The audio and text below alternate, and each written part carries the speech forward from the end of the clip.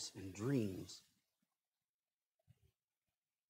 And God just began to break these things left and right, shake them down. And I know I'm looking at the scripture where everything that's not founded on the rock is going to be shaken and it's going to tumble. So I'm watching these things tumble, but I'm looking at the promises. I'm looking at the scriptures for the promises. I'm going, where did I possibly go wrong? And yet I'm sitting there with ashes. And church, I finally hit my breaking point with Brother Hernandez. Because over and over, I was fasting, I was praying, I was fasting, I was praying, I was fasting, I was praying. Every time a new report came out, I fast. God, how many days? And I fast some more. How many days? Fast some more. Fast, seek, pray, pray. And every time it was, it's going to be okay. It'll be okay. It's going to be okay. It'll be okay. And then there was a day that I woke up and he's passed. And I put my phone down and I laid my head back down. I said, nope. Must be a nightmare. We're going to try this again. I'm not being cute. And I woke up 15 minutes later, checked my phone. Sure enough, it's still there. And I was sitting there, and I went to God. I said, wait a minute. How is this okay? You promised. You can't fail. You promised. This is as far from okay as okay can get. And then I'm telling you, I spoke exactly what the pastor spoke. I said, why am I wasting my time praying? I said, it's not just me, God. You said a mustard seed of faith can move a mountain. I said, how many seeds of faith are at your feet right now? You said if you'll knock, it'll be open. How many people have been pounding on the door? I said, God, I don't understand.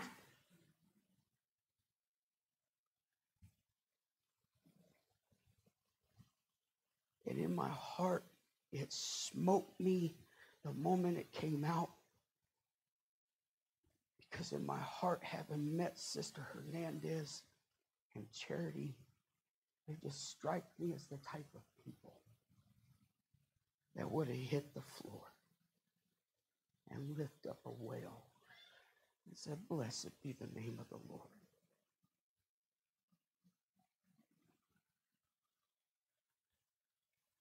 And so I just had to start praying over them. And church, what happened with this incident is some men, Shadrach, Meshach, and Abednego, they decided to stand up against it. Nebuchadnezzar, he commands they be thrown in the furnace. And so God just began to stir on me and just let me know all you have to do is stand for me. Just stand for me through this. Just stand. This is how you fight your battles. Just stand. Because if you will stand, what he will do is he will take the enemy and make them use their strength and their effort to carry you to your next encounter with him. Because that furnace was ordained the next meeting spot. And as he went in, what is amazing about it is that if you will stand, the word says that I have put the Lord before me. He is at my right hand. I shall not be moved. But in verse 20 of Daniel, it says, and he commanded the most mighty men. The most mighty men. Do you understand that the enemy will destroy the most mighty of their adversaries when they try to remove what God has made immovable? When they come and say, can we move this church? If you will just but stand and say, blessed be the name of the Lord.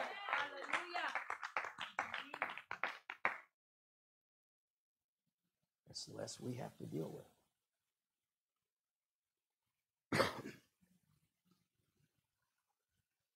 We have been promised many things. We have been promised revival. And over the course of this year, I am sure that there is not one person that has not been attacked spiritually, mentally, some of us physically. It has been vicious.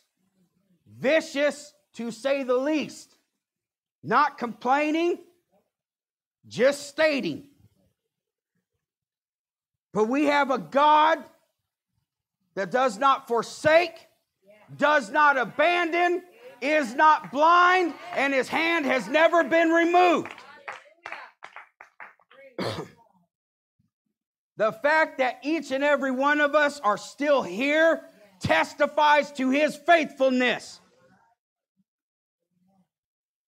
But some lies have started to come in. Everybody probably got your own different one. And I'm sure that some people were told, well, long enough, you don't really need a church. You don't need a church. Which is a lie. The pastor was preaching on Ephesians 3, verse 18. And it says, may be able to comprehend with all saints what is the breadth and length and depth and height. And the pastor kind of kicked out a little challenge. Well, hey, you're good at math. Maybe you could come up with something. Challenge accepted. So, no math. I just simply asked God, is there something there that I could just say? I cheated. I cheated. And this is what I got. The body is required to give you a greater understanding as to how big he can be. Because if you live only with yourself and God, he will only be measured by you and your steps. But if I look at the body and say, well, God has sent you out this way, and God has sent your ministry out this way, and oh, God sent you over here to Bangladesh. Oh, God sent you over to India. What has he been doing? What has he been doing? What has he delivered you from? All of a sudden, I start to get a bigger measurement than just a single walk. And I start to understand the volume of his greatness. That he is bigger than I thought he was. And then I can be encouraged, growing from faith to faith, that the places I have maybe stumbled, hearing people overcome it, it can give me the courage to step out of the boat too and start to walk. Because church, nothing blesses God's name like faith. But we have been promised these things. Some people have been told lies. You're not significant. You're not needed. You're not valued. And your absence would not be noticed. Let me tell you, that is a lie. And let me show you one place where you are more valuable than you can imagine. 1 Samuel 16:16, speaking of Saul. Let our Lord now command thy servants, which are before thee, to seek out a man who is a cunning player on a harp. And it shall come to pass, when the evil spirit from God is upon thee, that he shall play with his hand, and thou shalt be well. And verse 23, it says, and it came to pass, when the evil spirit from God was upon Saul, that David took up a harp and played with his hand. So Saul was refreshed and was well, and the evil spirit departed from him. You have no idea. You have no idea what the presence of your worship ministers to others. Yes, that's right. I am telling you right now, and I'm not trying to embarrass this person, but I have spent so much prayer that he's just going to have to forgive me. Chad, when I'm having a hard day, it does my heart so much good to look over and see you there. Because I'm telling you, when I question if God is a keeper of his promises, I just have to look over at the warship and that doubt will start to depart. And I just want to get close and bless God's name with you. But what we see is we have been promised a storm. Because the pastor preached, we're going to the other side.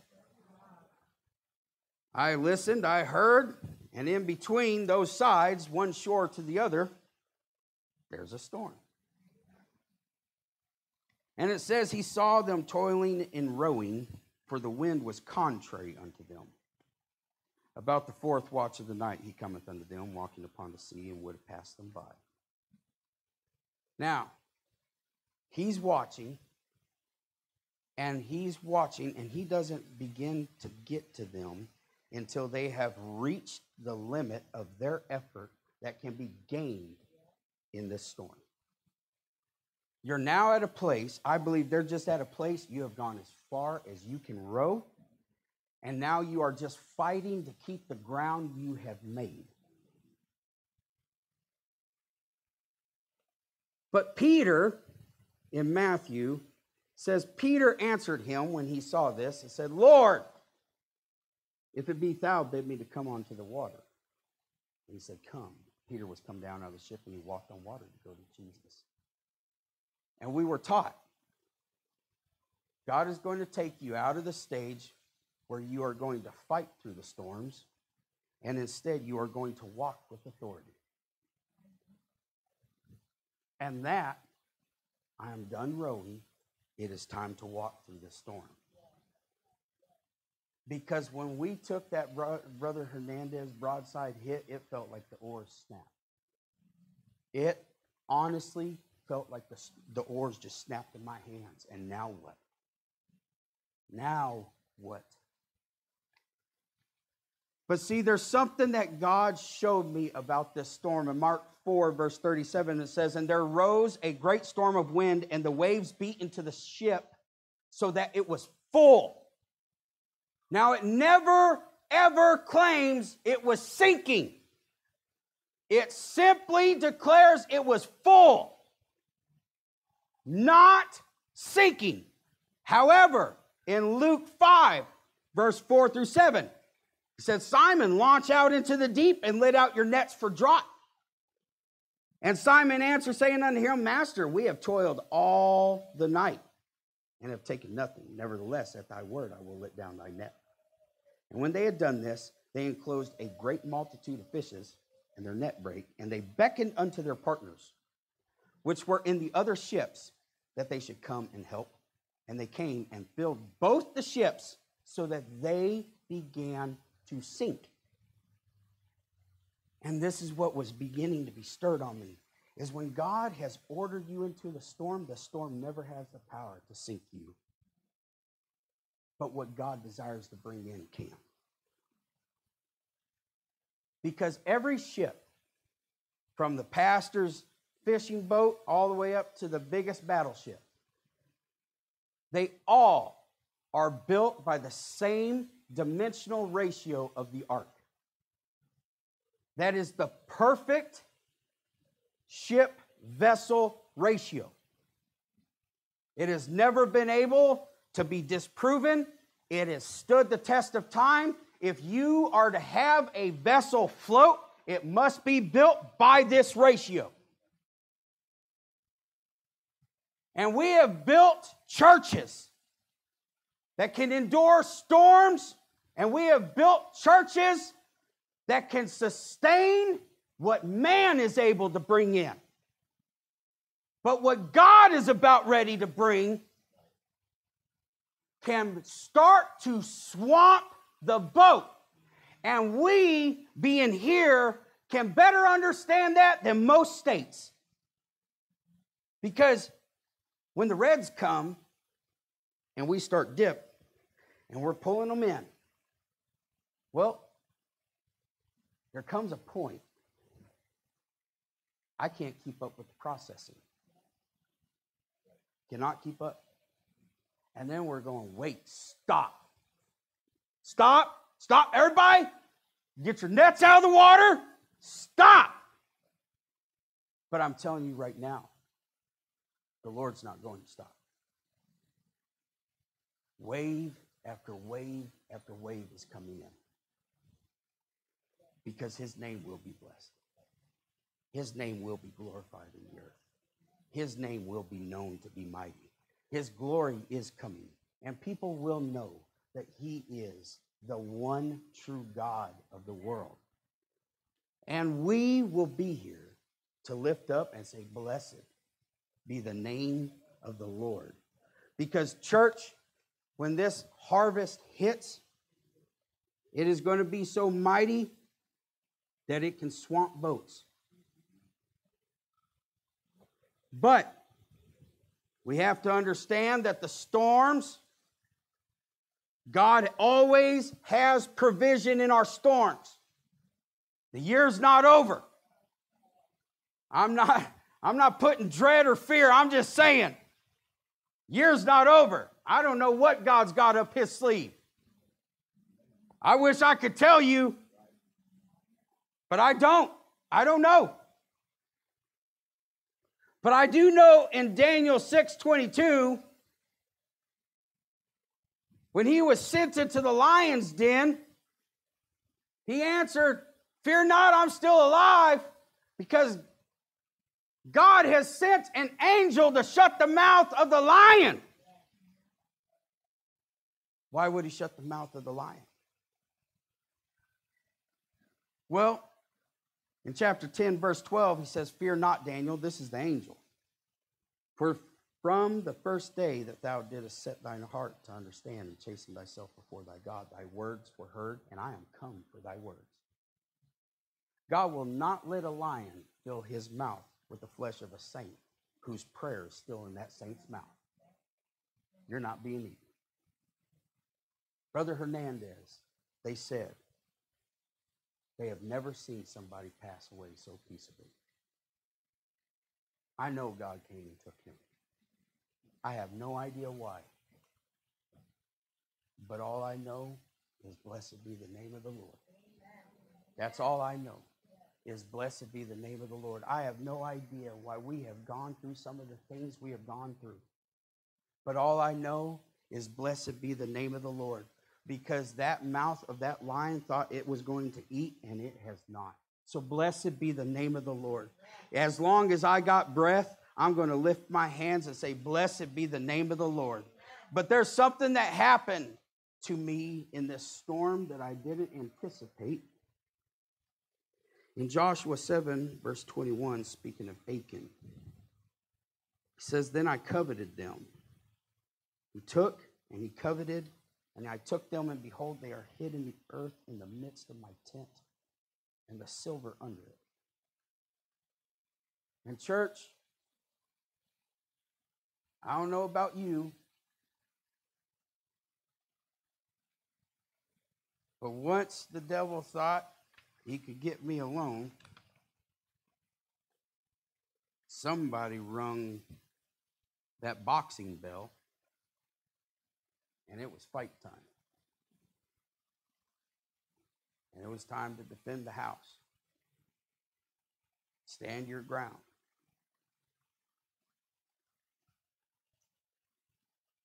And Achan is sitting here, having just achieved a victory. Having just achieved a victory. And yet, he took something from the battle home with him that he shouldn't have had.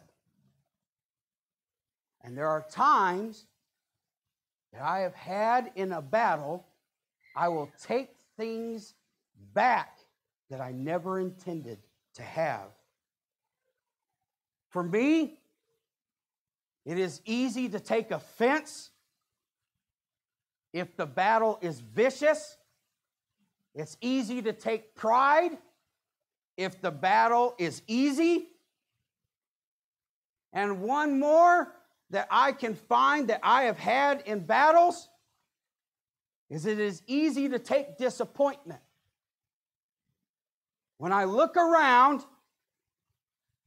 and there is no obvious gain from the victory. I don't see any more giftings. I don't see any more miracles. My relationship doesn't seem to have grown.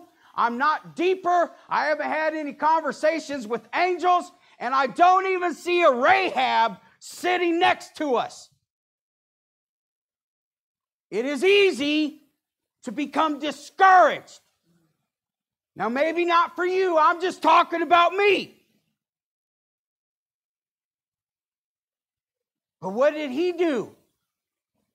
He picked up what he shouldn't have had and he hid it in the earth.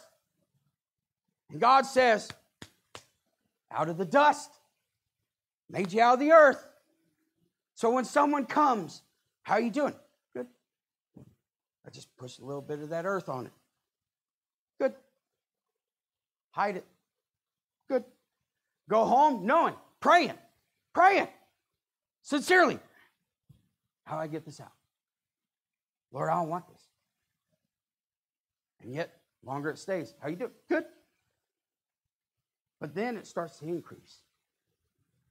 Now it's taking more flesh to cover it, to keep it from spilling out. It's taking more effort to keep it down. More and more earth. More and more of me to try and keep it contained. And the more flesh I use, the louder the enemy's voice becomes. Because as I increase my flesh, he has an increased access. It's inevitable. The more flesh you have, the louder the enemy's voice will be. The louder doubt will be. The louder everything will be. Anger, all of it. All of it. And I'll sit there and go, God, I rebuke it. I rebuke it. I rebuke it. Lord, forgive me. I rebuke it. And yet it's going nowhere. And then I sit there and I shove more and more. And all of a sudden I've reached a place where my prayer is dry. And I don't understand. I don't understand. Why is my prayer dry? Because I'm praying every day. But it's drying up right in front of me. And I have to spend longer and longer and longer to try and get any type of refreshing. Until it says, out of my belly shall flow rivers of living water. And I'm not even getting a damp riverbed. And the slightest bit of fiery trial can dry it right up. I'm talking anything. Anything. I go, God, what is going on? Why won't you take this from me? I don't want this. Knowing full well it's destroying my walk. Knowing it's keeping me from being where I want to be. How do I get out of this? But I'm having to push more and more flesh And it says in Genesis 26, verse 15, that the enemy went up to the well and he started throwing the earth into it. And what should have been flowing is being stopped up by my own hand.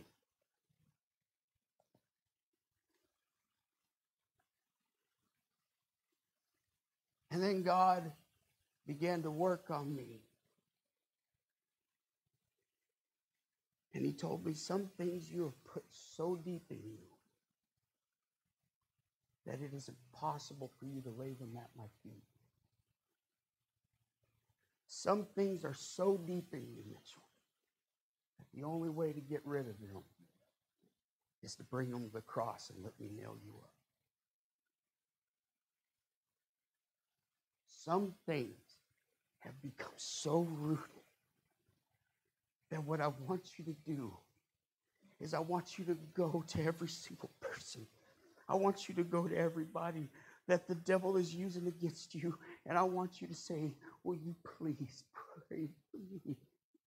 Please, will you help me be crucified so that this can get out of me? Because it's killing me inside.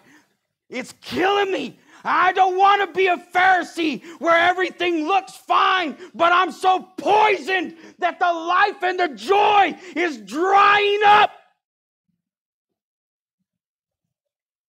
I'd rather take the pain and the shame and the humiliation in front of you all than to be separated from my God.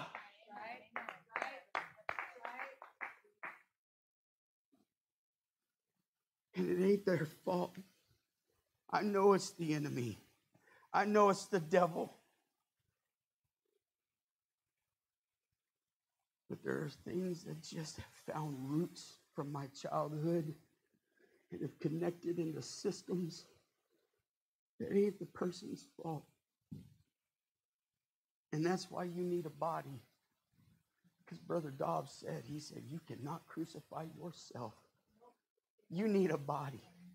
You need a body. Help me be nailed down so that help me bless the name of the Lord with my living sacrifice. Help me get up there and offer to him my broken spirit.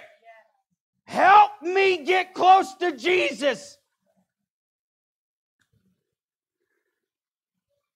Because church, we pray for people and we have seen so many spiritual healings.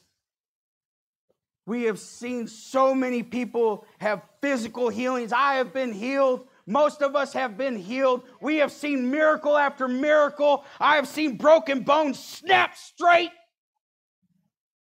Blind eyes healed. Deaf ears healed. And on the list goes.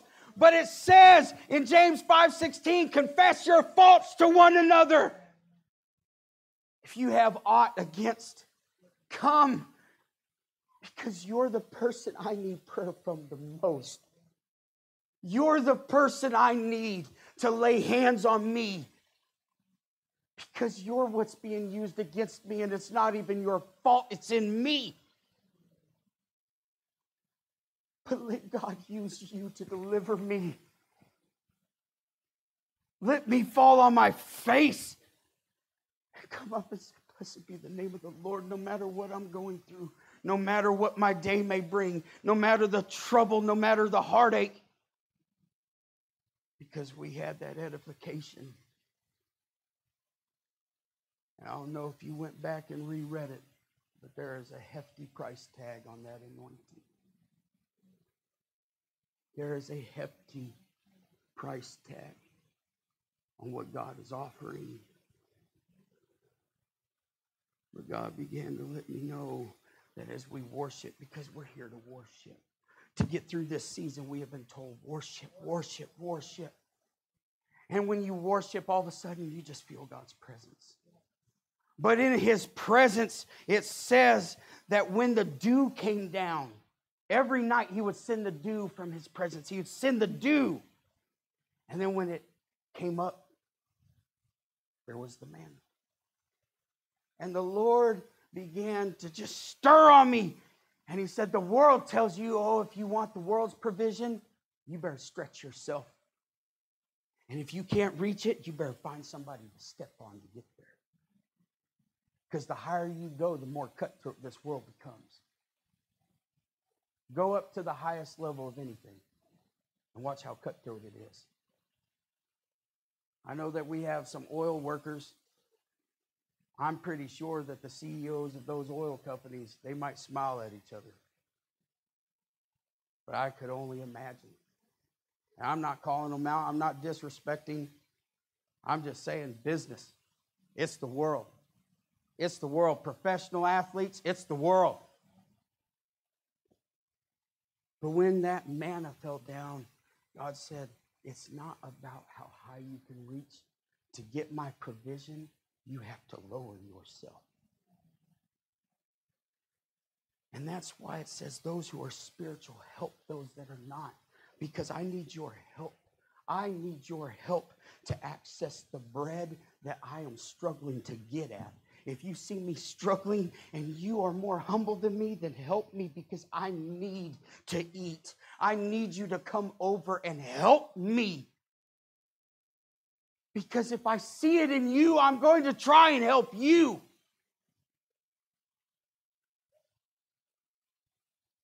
That's what a body does. Because your growth blesses him. It blesses his name. What these youth are going to do is going to bless his name. But what we have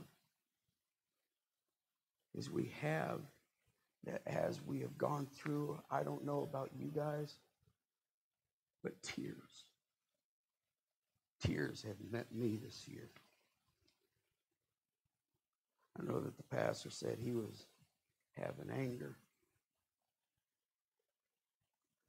But at the end of my storm, what I found the line for me to be was I met God at the end of my understanding. What I thought I knew, what I thought I understood. And I had to cross a line where I knew nothing except that he cannot lie. You just cannot lie. You are who you are. And I have to trust it. I have to believe it. It has to become my anchor to hold me through this storm. But then God began to show me, he says in Isaiah 61 verse 3, I give the beauty for the ashes. Everything he tore down to make space for something that he intends to be greater than I thought. And what's even more important is that while we were at passing the mantle, Brother Hernandez was preaching. You need to ask for fresh oil. You need to ask for fresh oil. And here it says, I will give you the oil of joy for your mourning. I will trade oil for your tears. If you will do like Job did and offer worship. Because, church, sometimes the only thing that you have is a broken heart. And it might not be the best offering, but God, it's all I got. It's all I got. It's some broken dreams. All I got is a broken hope. All I got is a seed of faith. It's all I have. But I offer it. But he says, they that sow in tears will reap in joy. And I just find it amazing that God has brought me to the place where he has allowed me to have the spiritual currency to purchase the oil that is needed for the other side in the next season. Because we are going to go across, and Pastor preached, what is over there is the miracles. What is over there is the people. What is over there is the harvest. And if we need some oil, well, then let's get some oil. And if you have to smash my heart, oh God, so that we can have some oil, then let's do it. because those people need God. Because I sat in a place where I knew every single day of my life that the pain I woke up in was the pain I go to bed with, and that pain would be there the next day, and I knew it was going to be there until death. And the only hope I had was, let there be enough mercy that when I die, I no longer exist. Only to find out that there is a God that has loved me while I cursed him, that gave himself for me while I turned my back.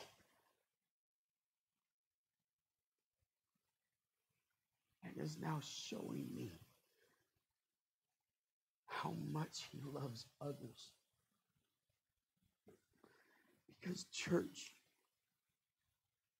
Job sat there in the beginning praying for his family. Every day in verse 5 of the first chapter, he says he offered burnt offerings according to the number of his kids, of them all. He was interceding for his family. And I can only imagine. I hear that wail. And it is a wail I never want my lips to ever know. But I'm telling you right now, I am telling you, if it is a wail my lips must know, so that someone else's lips may know him, God, help me to pay it. Help me to pay it. Because I'm not at the place that I can. I'm just being honest. I can't pay that. When I saw that price tag, I said, God, I don't have anything to give but my children. But I don't want you to take my kids. But if it must be paid, help me to pay. Because it's a price too great for me. And there's Job. After all his interceding. And then at the end of his life, we talk about the restoration.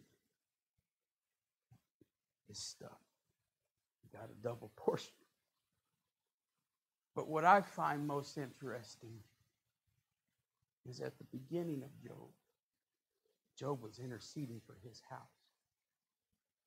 And at the end of Job became the intercessor for all three of the friends by God's order. It's almost like God was sitting there like, oh, devil. You thought that hedge was mighty before. Wait till I put my hand back on it. Watch this now. Oh, you couldn't touch his family. Now you can't touch any of them. Church, this is why I said to help me pay it. Because look at how many people, how many servants do you think those men had? These are not just common men. How many servants, how many kids? These are rulers coming to Job. You don't just go to a ruler as a commoner. Look how many people at the end of Job are now put under the hedge of God's protection because he is interceding. Church people need the prayers that are taking place on that lawn. They need them. That's why I don't care. Rain, shine, or cold. We're going to be there because we need that covering. Because church, no matter what we pay, no matter what it costs us, it cannot affect our worship. Because if my worship is affected by my situation, then my worship is based on me and not on him. He cannot change. And if he cannot change, then my worship has no right to change. But I find in this book, and I'm closing, one of the most convenient placements of a book in the Bible for Job, being that it is the oldest book. It starts with Job, and it is immediately followed by Psalms. Because when you have a Job experience, you better follow it up with prayer and praise.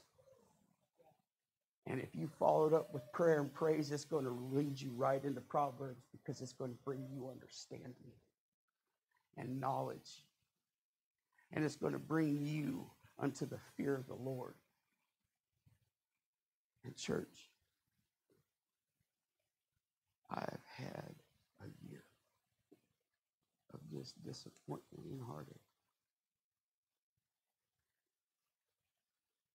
But I stand here on a day that I do not like, because it makes me think of all my friends that I no longer have.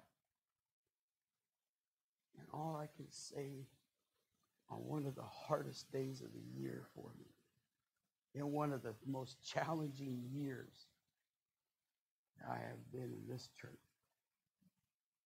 is blessed be the name of the Lord. If we could please stand.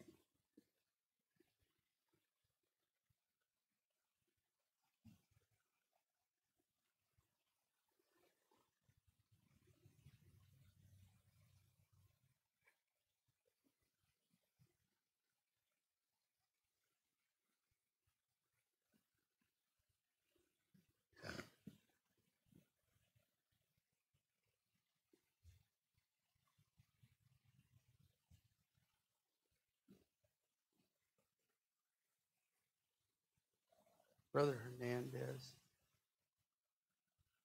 came over and prayed for me on my final night at passing the mantle. It was the only words I spoke to him. I actually didn't speak. It was the only words he spoke to me. And it was literally the last time I ever got to see him.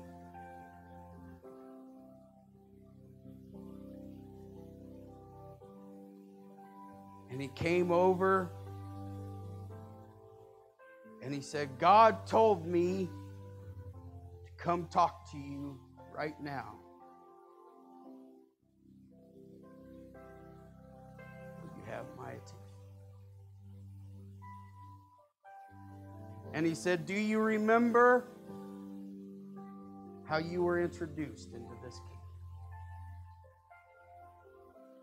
I said, yes, sir. A liquid light immersed me and declared, I am. He said, Brother Mitchell, that was the residue.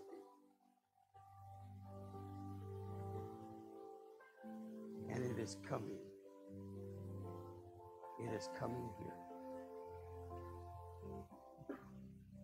It will be activated. And he said that is the entrance into his kingdom. Now, church, I understood at that moment